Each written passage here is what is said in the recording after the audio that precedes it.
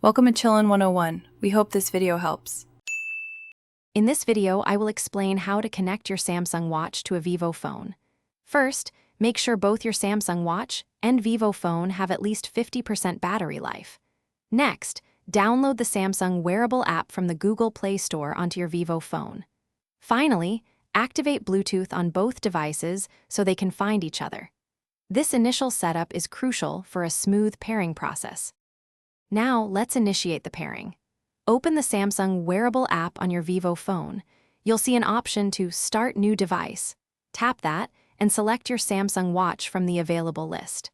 A 6-digit pairing code will appear on both your watch and phone.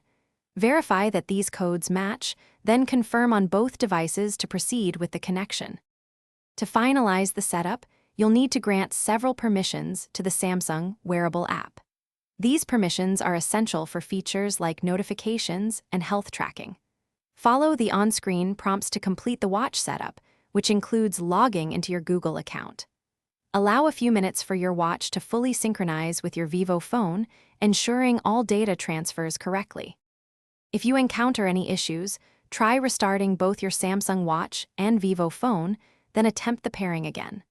Always ensure the Samsung Wearable app is updated to its latest version for optimal performance and bug fixes. For the best connection, keep your watch and phone within a few inches of each other during the entire pairing process. This helps maintain a strong, stable Bluetooth signal. Thanks for watching. Consider subscribing if we helped you.